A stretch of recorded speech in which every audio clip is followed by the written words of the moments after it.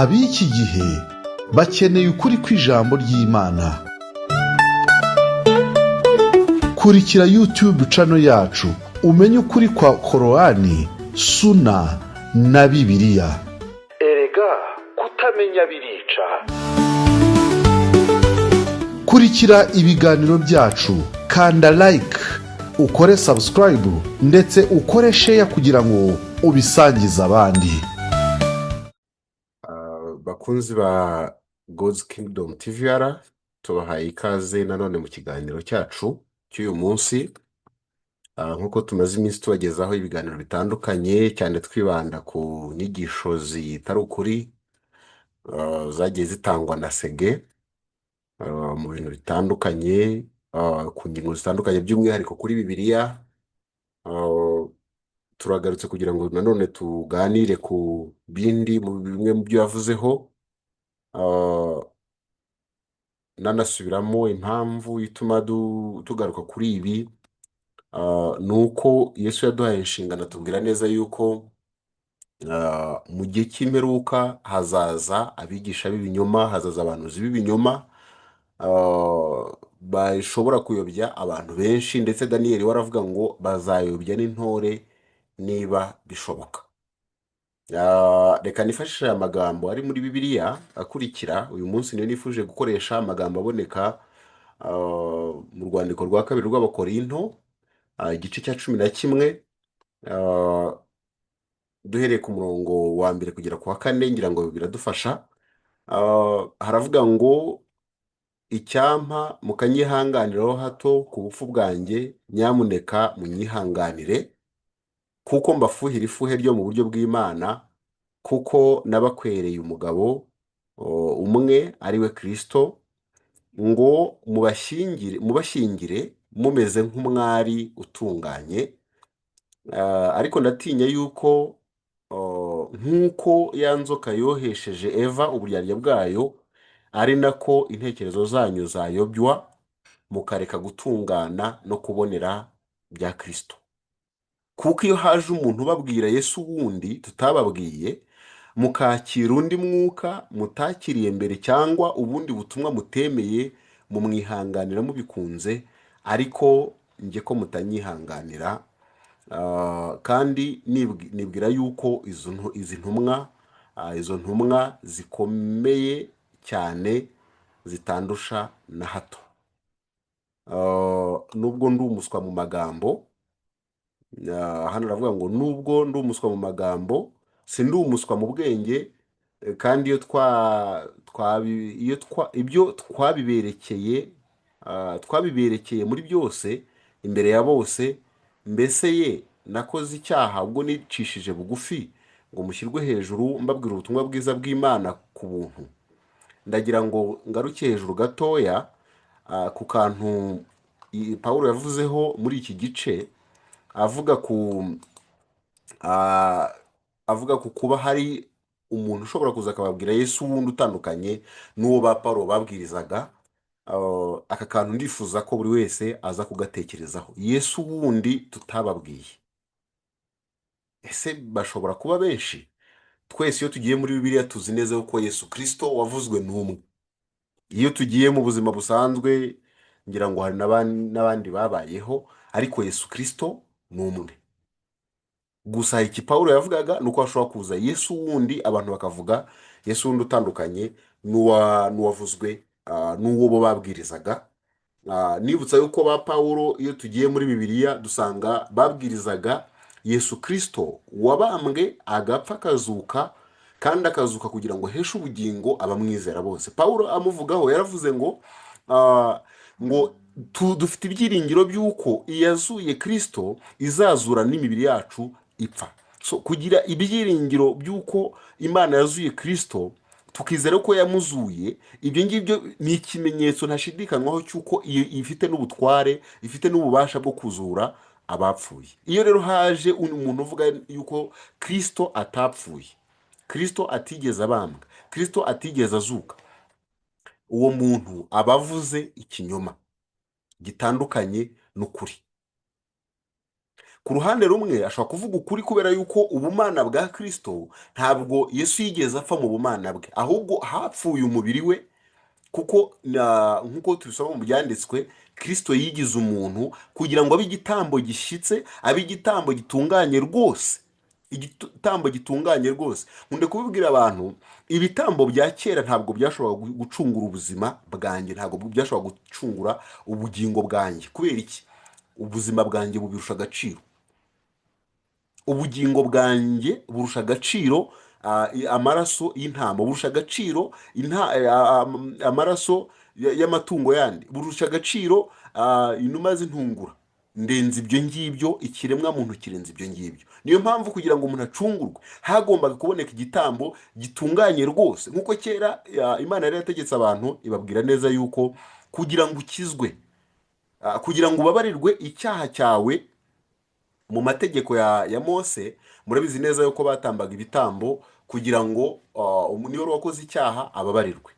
Ibyo bitambo batambaga, Bibiliya ivuga neza yuko byagomba kuba ari ibitambo bidafite inenge. Nicyo cyatumye Kristo aza, kuko aza nta nenge n'imwe yamubonetseho, nta cyaha na kimwe yigeze akora. Bibiliya ni kwitubwira impamvu atigeze akora icyaha na kimwe, ni ukugira ngo iyo nenge itagira gute, itamugaragaraho na rimwe. Haza gutambwa rero utigeze gukora icyaha, kugira ngo muri we tubone gukiranuka kw'Imana. So intego yacu y'uyu muyoboro ni ukugira ngo turusheho gusoma mu byanditswe, turusheho kugenzura dukoresheje ubwenge Imana yaduhaye, dukoresheje ubumenyi twahawe, kugira ngo tumenye ngo ese mu byo twigishwa nta binyoma birimo bishobora kutuyobya bikadukura mu nzira y'ukuri bikatujyana mu nzira y'ibinyoma. Iyo turebyemo hano ababigishwa ba Yesu, icyo uwo babwirije Yesu uzura abapfuye, ubasha gukiza abarwayi, ubasha gutanga igisubizo ku buzima bwose umwana w'umuntu yagira, ni Yesu Imana ubwayo. Ni nako banamwitaga, baranamuramyaga, baranamusengaga. Reka ngaruke ku kiganiro Haji Sege yakoze, hanyuma dukineho agace gato k'icyo kiganiro, hanyuma tuze gukora komanteri ku byo avuga. Nkuko nabivuze, nuko namwe uko mumaje kubibona, nuko muri iki kiganiro harimo ibintu byinshi cyane by'ibinyoma, kuko buri ngingo avugaho hari ibinyoma byinshi avugamo, yagiye avugamo bitari ukuri, bitandukanye n'iki byanditswe bivuga. Ubushize nkuko mwabibonye twagarutse ku kuba yaravuze ko evangile ya nyayo ari yanditswe na Barnabas, ariko nawe tugiye kubigenzura tuza gusanga yuko tugiye kugenzura ibyo Islam ivuga bitandukanye n'ibyanditse muri Evangile sero Barnabas, kubera ko Barnabas yavuze ko Yesu yahakanye ko ari Mesiya, kandi Islam yemera ko Yesu ari Mesiya. Ikindi cya kabiri tuza kubona neza yuko Barnabas yavuze yuko Mariya nyina wa Yesu yakomokaga mu muryango wa Dawidi wo mu muryango wa Yuda, mu gihe Korani na Suna bivuga yuko Mariya nyina wa Yesu akomoka mu muryango wa Imurani, ari we se wa Mose na Aroni. Mu yandi magambo, Yesu Korani ivuga, Yesu Islam yigisha, Yesu Muhammad yigishaga n'abayisilamu uyu munsi bigisha, atandukanye na Yesu wo muri Bibiliya. Ari nayo mpamvu nagarutse kuri ikintu kivuga ngo Yesu wundi. Havuga ngo kuko iyo haje umuntu babwira Yesu wundi tutababwiye, mukakira undi mwuka. Hari Yesu wundi, wowe uteze amatwi iki kiganiro ni ngombwa kubimenya, kugira ngo ukubwira Yesu wese utibwira ko wavuze ari uzi wa wundi uzura abapfuye, ukiza abarwayi, wa wundi ufite ubutware bw'Imana ubwayo. Reka twumve Sege, hanyuma dukore komantere mu kanya. Murakoze. Tutangire kuri evangile. Igihe Yesu yigishaga, umuntu yandikaga direkte. Igihe Yesu yigishaga, yaravugaga, ni umuntu yitwa Barnabas. Uwo Barnaba niwe muntu yandikaga direkte ibintu Yesu yavugaga. Nawe ari muri Bibiliya se Barnaba? Nawe Ari he? ntabwo ari evangile yitwa Evangile de Barnaba. Ntabwo yiswe Evangile selon Barnaba, oya. Ariko ima Evangile yindi selon Matthieu. Selon Matthieu, ni ukuvuga biterwa na Matayo uko yumvaga, uko yakurikiranaga. iyo ugiye gusoma kuri titire y'ivanjiri itangira aravuga ngo u Rwanda Évangile de Matthieu, c'est Évangile selon Matthieu. ivanjiri yanditswe na Mariko cyangwa se ivanjiri yanditswe na Yohana. Ariko ya Barnaba yanditswe Évangile de ya Barnaba, ntabwo ari selon ni ijambo y'igifaransa, donc bireba ko kundi muntu yakurikiranaga akabyumva, ariko Évangile selon nuko bisobanura, ariko ya Barnaba uyu muntu yari kumwe. Ese ivanjiri ya Barnaba muri Bibiliya irimo? Barayikuye, ntabwo bashaka no kubyumva Kubera iki? kubera ifite ukuri, iratandukana n'izi ngizi z'amamatayo. abadukurikiye ndagira ngo mvuge gatoya ku byo amaze kuvugaho. Kimwe mu byo yavuze ni uko mu gihe Yesu yigishaga umuntu wandikaga ari Barinabasi, ariko nk'uko twabibonye ntabwo ariko bimeze. Barinabasi ntabwo Yesu atangira umurimo w'ivugabutumwa, Yesu ntabwo yari kumwe na Barinabasi, ntabwo bishoboka rero ko yaba yaranditse. Ibyo twarabirebye dushaka muri Matayo ngira ngo igice cya 10 tubona ko mu ntumwa 12 Yesu yahereyeho atoranya, ntabwo Barinabasi yari arimo. Hanyuma icya kabiri ni uko Sege hakanye ko Barinabasi atari muri Bibiliya. Ibi nabyo twarabonye ko ari ikinyoma, kubera ko tugiye mu gitabo cy'ibyakozwe n'intumwa tukajya kureba no mu nzandiko za Pawulo amugarukaho anavuga ko bakoranye umurimo w'ivugabutumwa. Ibyo nabyo twabigarutseho bushize mu biganiro bishize. Hanyuma ikindi Sege amaje kuvugaho ni uko iyo tuvuze ubutumwa bwiza uko bwanditswe na Matayo cyangwa se selon Matthieu, bivuze yuko ari uko Matayo ubwe yabyumvaga, ariko twavuga ngo Evangile do Barnabas bikaba bivuze neza yuko ari Barnabas we ari uko yari kumwe na Yesu. By'ubwabyo aho ngaho harimo ikinyoma giteye ku buryo bukurikira, ariko hakabamo n'ukuri. Icya mbere ni uko iyo bavuze selon Matthieu, ibyo urumvikana Matthieu yaranditse avuga inkuru y'ubuzima bwa Yesu. Aha ubushize mu biganiro bishize navuze kuri iki kintu, hari ibintu Islam yibeshyaho, hari ibintu Muhammad atarazi.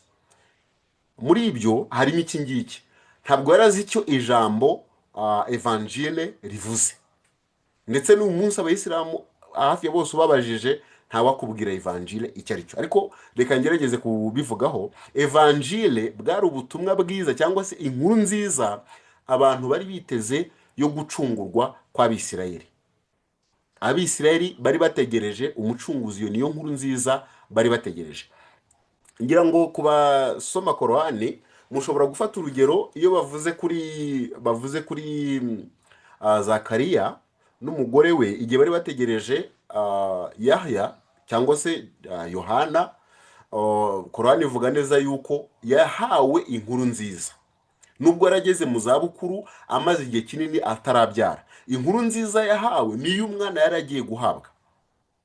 Ntabwo ari ukuvuga ngo ni ikindi kintu, ni ibitabo bizandikwa ngo ibitabo Yohana azahabwa ngo nibyo niyo nkuru nziza azahabwa. Ahubwo inkuru nziza yashimisha umubyeyi wese ni yuko agiye kugira gute, agiye kubona umwana kandi nta byiringiro yari afite.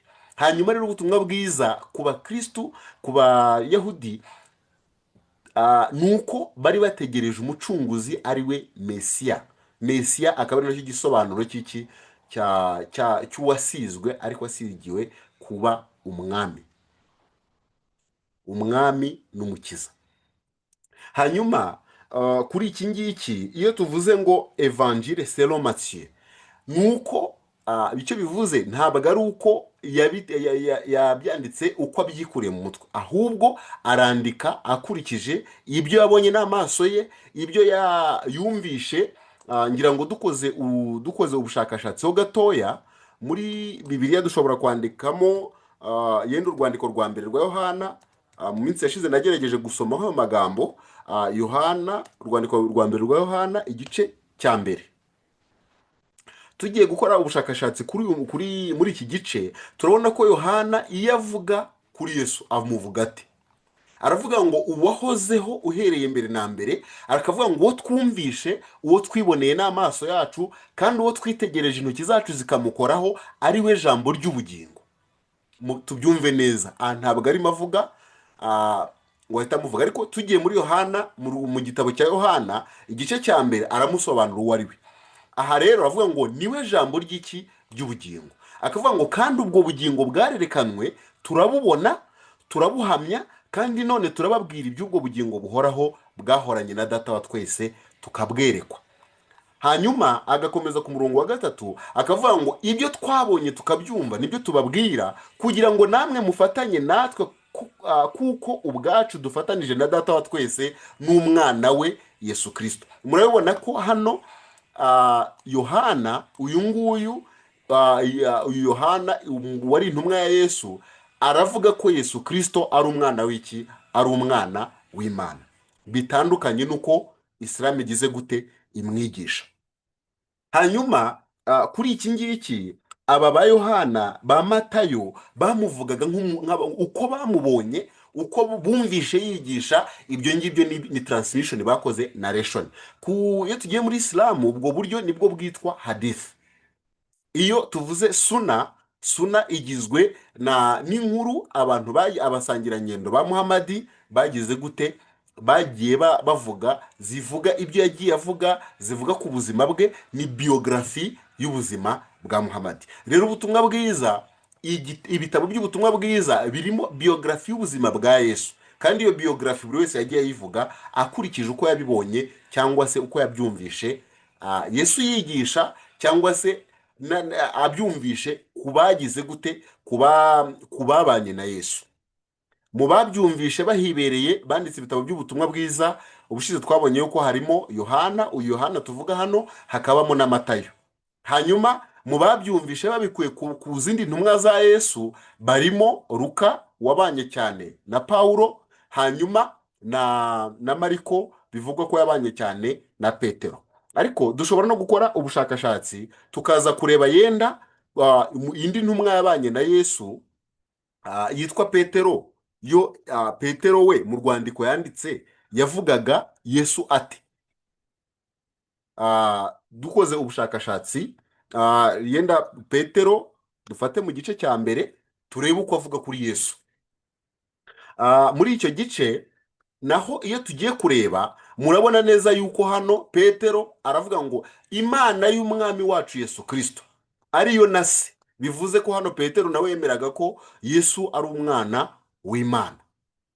Aravuga ngo ishimwe kuko yatubyaye ubwa kabiri, nkuko imbabazi zayo nyinshi ziri, kugira ngo tugire ibyiringiro bizima tubiheshejwe no kuzuka kwa Yesu Kristo. Murabona ko uyu Petero arimo aravuga yuko Yesu Kristo yazutse, hazuka uwapfuye. Nyamara Isilamu igize gute, iragihakana. Hanyuma reka ne gutinda kuri aka kantu cyane, ndagira ngo ngaruke kuri iki kintu.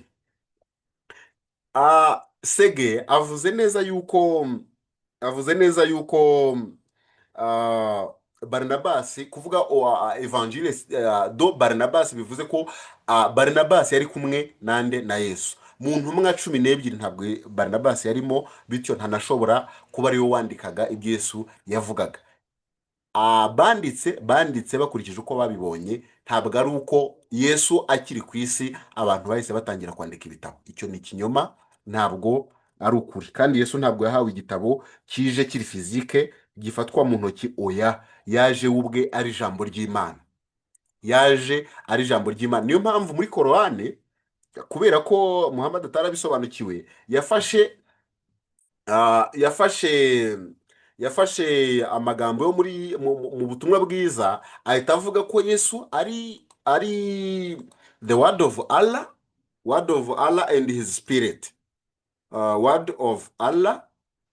Dukoze search tuza kubona neza yuko muri sura ya gatatu, ndumva ari sura ya gatatu, tugiye kureba Masiya, Masiya Jesus ibn Maryam. Okay, ndabona hano ntabwo iyo aya ihita iza vuba. Reka turebe, ni dukore Masaya muri Korani. uh, Masaya. Okay, murabona neza yuko hano uh, muri sura ya gatatu aya ya 45, reka ngabanyemo translation zirimo hano ngira ngo zishobora kuba zabaye nyinshi, bikaba bishobora gutuma kubibona bitinda, ariko murabona neza yuko korani yidefininga isa cyangwa se Yesu, ivuga neza yuko muri iyi sura ya gatatu aya ya 45 iravuga ngo when the angels said, "O Mariam, O Mary, verily Allah gives you the glad tidings of a word, be and he was." Ibi ngibi ni ibyo bagenda bagira gute bongeramo, ubushize nakunze kubivuga. From him his name will be the Messiah. Ngibi hano murabibona. Hanyuma iyo tugiye kuri aya y'174 muri sura ya kane haravuga ngo the Messiah was a messenger of Allah and his word. Murabona ko yari ijambo, sibyo? Aha, ibi bashyizemo mu dukubo ntabwo ari byo. Reka nkore zoom yene kugira ngo tubashe kubibona. Soriho gato, ntabwo nari nabashe kubizuminga kugira ngo byibuze buri wese udukurikiye abashe kuba yabyisomera, ariko ndumva aha bigeze buri wese abasha kubibona.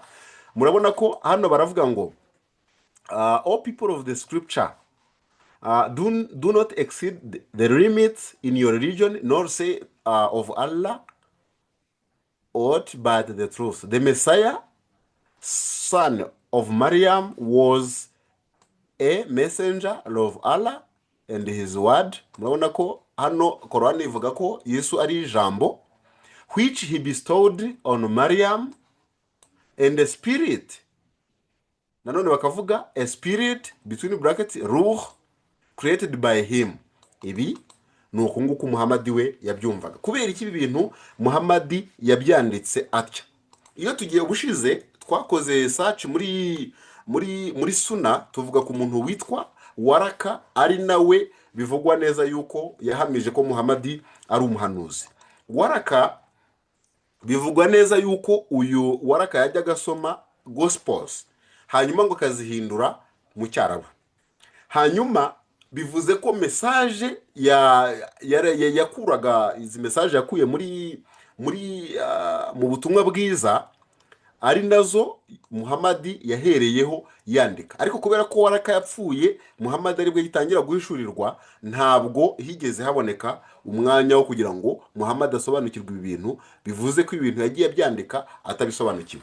Ngira ngo tugiyemo hano muri Korani, muri Sunna, kandi murabibona ko iyi ni Sahih al-Buhari 3392. Murabona ko ngo the prophet returned to Khadija while his heart was beating rapidly. She took him to Waraka bin Naufal, who was a Christian convert and used to read the Gospels in Arabic.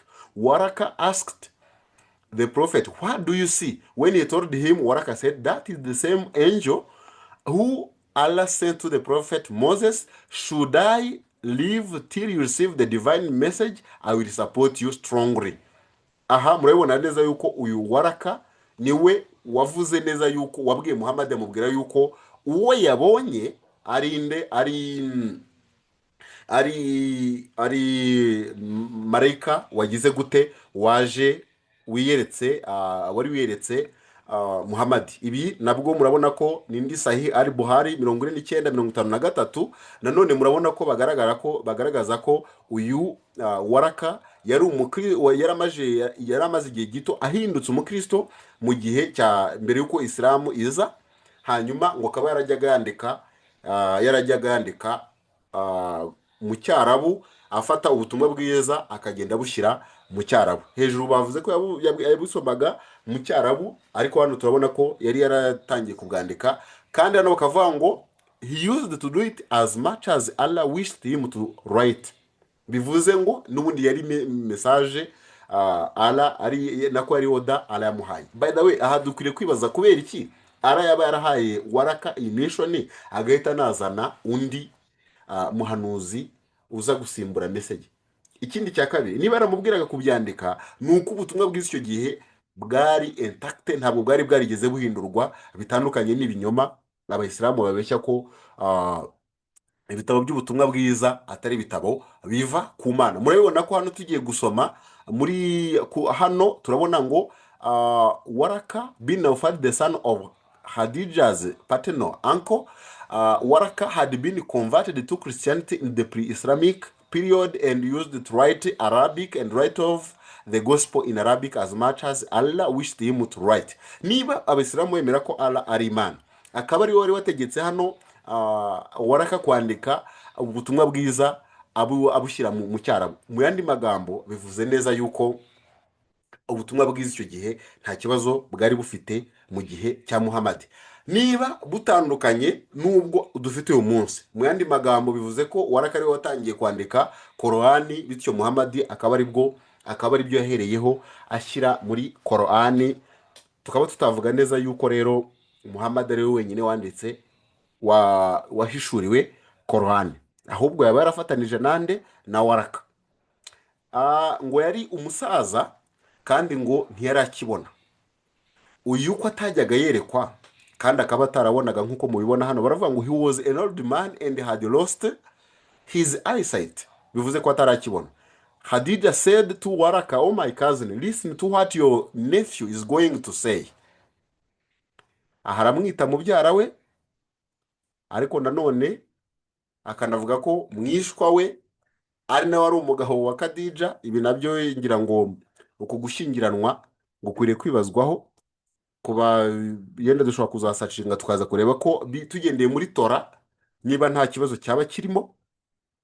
Hanyuma murabona ko Waraka niwe waje kugenzura, abwira Muhammad ko wamweretse ari inde, ari Allah. By the way, ntabwo yari uwa mbere mu bavugwaho kugenzura ubuhanuzi bwa Muhammad. Hanyuma ndagira ngo nk'uko mubibona hano, abangaba bagerageza navugaga kuri Waraka, bigaragaza ko nshatse kwerekana ko ubutumwa bwiza icyo gihe bwari nta kibazo bufite, kandi ubutumwa bwiza yasomaga ntabwo cyari igitabo kimwe. Mwabibonye ko hano bavuga ngo he used to read the gospels in Arabic. It is gospels, not gospel. Bivuze ngo ahangaha icyo Sege avuga ntabwo ari ukuri. Hanyuma nihutishije ndagira ngo mvuge nanone ku kantu gatoya. Nk'uko mubibona, tumaze kubona ko Muhammad muri iki gihe wagaragaje ko koko uwamuhishuriye ari Angel Gabriel cyangwa Marayika Gabriel, ni uyu witwa Waraka, akaba yari nyirarume wa Muhammad. Hanyuma akaba nanone akaba cousin cyangwa mwishwa, ubwo twavuga mubyara wa Khadija. Murabyumva ko iyo sano hagati yo gushyingiranwa kwabo somehow it's questionable. Umuntu akwiriye kuba abitekerezaho akabyibazaho, ariko reka twe gutinda kuri icyo nashaka kuvugaho gikomeye cyane kuri iyo ngingo ni iki cyuko kuvuga yuko ubutumwa bwa Barnabas aricyo cyari gikomeye, ari ubwo bivuze yuko ari uko Barnabas yari ahari mu gihe cya Yesu, ntabwo aricyo gisobanura. Ahubwo byaba bivuze neza yuko ubwo butumwa ari ubwa Barnabas yo ku giti cye, kuko ubutumwa bwiza ku bakristo, iyo tuvuze ubutumwa bwiza, ni inkuru nziza yari itegerejwe yo kuza kwa Yesu Kristo aje gucungura umwana w'umuntu. Uyu Yesu Kristo rero uvugwa muri Bibiliya atandukanye n'uwo Islamu yigisha, kuko uwavuzwe na ba Pawulo akavugwa na ba Petero, tubonye neza ko yari umwana w'Imana, akaba umucunguzi w'abari mu isi. Iyo tugiye kureba uyu Petero twamubonye, ibi umuntu ashobora gutekereza akavuga ngo yenda aba ba Petero n'abandi, ese umuntu yakwizera inyandiko zabo? Zitizewe bivuze ko Islamu iba nanone ari ikinyoma. Uti gute? Ni ukubera neza yuko iyo tugiye muri sura ya 36, maze igihe nyivugaho, tukajya kureba muri tafsire cyangwa se ibisobanuro bya Bibiliya, ibisobanuro bya Korani, murambabarira, tuza gusanga ahangaha mu ntumwa ngo zoherejwe muri Antakiya, hoherejweyo intumwa zigera muri eshatu, ndetse hano bakavuga neza yuko izo ntumwa zoherejwe na Mesiya ari we Yesu. Hanyuma tukaza kubona neza yuko izo ntumwa zoherezwa ngo habanje kujyayo ebyiri, hanyuma izo ebyiri zabanje kujyayo hano ni Shamun, undi ni Yohana, hanyuma ngo zongererwa undi wa gatatu ari we witwa Bulus. Uyu Bulus, iyo tugiye mu zindi tafsiri cyangwa se izindi komantere kuranike, tuza kubona neza yuko uwo wa gatatu hano baravuga ni Simon and John. Ego, aha murabona ko babiri ba mbere bavuze ko ni Simon and John. Hanyuma twaza gukomeza, iyo dukomeje gusoma muri izi tafsire, batubwira ko uwa gatatu yari inde? Yari Paul. Kandi uyu Paul nk'uko tuza kubibona, Sege avuga neza yuko uyu Paul ariwe wayobeje Kristo. Hanyuma murabona ko hano abandi ba skola bo muri Islamu bavuze neza yuko uwa gatatu woherejwe ari Simon Pierre. Uyu Simon Pierre niyo turimo tuvuga wanditse ibi ngibi hano. So niba uyu yarizeraga ko Yesu ari umwana w'Imana kandi akavuga ibyo kuzuka kwe, Korani ikavuga neza yuko Yesu atapfuye, atanazutse, kandi ko atari umwana w'Imana, murabona neza yuko Korani inyuranya n'ibyo ababigishwa ba Yesu, ababanye nawe, abasangiye nawe, abatemberanye nawe ubuzima bwe hafi ya bwose, ibyo bahamije bitandukanye n'ibyo Korani ivuga. Kandi Korani ikabivuga neza yuko ngo ishimangira ibitabo byabanjwe. Murabona ko bihita bitandukana. By'umwihariko tubona neza yuko Islamu birangira ibaye umwuka wigisha ibinyoma, bityo ukaba umwuka wa Antikristo. Kuko Yohana, umwe muri izi ntumwa twabonye hano zivugwa muri tafsire cyangwa se muri komantere koranike za sura ya 4, reka yenda ngerageze gukora zoom out kugira ngo nanone tubirebe, kugira ngo ahari muramba barashobora kuba nibagiye kubizuminga kugira ngo mwese mubashe kubibona. Aha nk'uko mubibona kuri screen zanyu, nagerageje gushaka ibisobanuro bya sura ya 36 aya ya 14. Hanyuma mugiye kureba nakoresheje tafsire za Al-Qurtubi, murabibona hano. Hanyuma tugiye kureba tuza gusanga iyo bavuga ku ntumwa zoherejwe muri Antakiya, ngaha muri Antakiya kuri ubu ngubu ni muri Turki. Izo ntumwa bavugamo abasikora bamwe ngo bagiye bavuga neza yuko ari Simon and John. Hanyuma tugiye kureba witwa Ibn Kathir mo hano, we uko abivugaho, nibutsa ko yari umusikora wakoreshejwe muri ubwo harimo hakusanwa ibisobanuro bya Korani mu Kinyarwanda.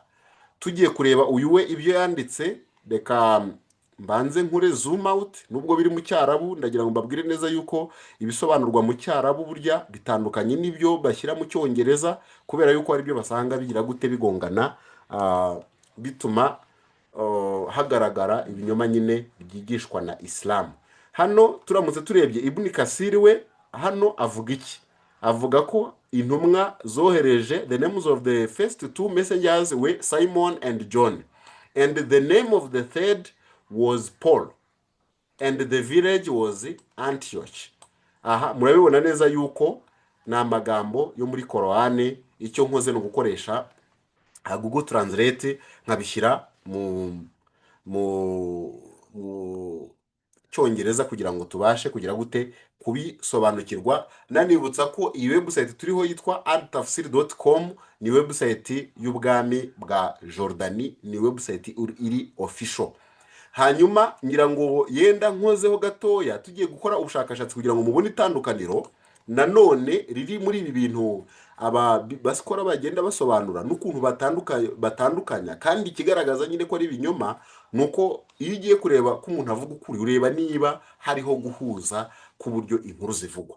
naha tugiye kureba murabona ko ni ya sura ya 36, tukaza kureba aya ya 14, tukaza kureba ibisobanuro byayo mu Cyarabu. ngira ngo abakizi hano babisoma, ariko murabona ko hano bavuga neza yuko intumwa za mbere ngo zari zoherejwe ni Simon the Canaanite and Thomas, hanyuma the third one uwa gatatu ngo yari Simon Peter. bivuze ngo Simon Peter ubwo agarukwaho twagombye kureba ibyo yagiye avuga, tukareba ko ari nabyo Islam yigisha, ariko nk'uko twabibonye tubona ko ari ikinyoma. ikindi murabona ko ibirimo hano mu Cyongereza atari Icyarabu, ni utuntu duke cyane.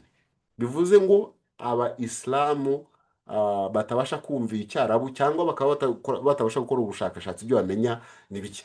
rero ndagira ngo nsoreze ahangaha mbabwire neza yuko Kristo ni umwami kandi ni Imana ubwayo, ni umukiza w'abari mu isi, niwe nzira yonyine n'ukuri n'ubugingo. ntaho ujya kwa data atagize gute, atanyuze kuri Kristo Yesu. ndabashimiye ko mukomeje gukurikirana ibiganiro byacu. ndabasaba kandi gukora subscribe no gukora share kugira ngo ubutumwa bwiza bw'ubwami bw'Imana bugere kuri benshi. Imana ibahe umugisha.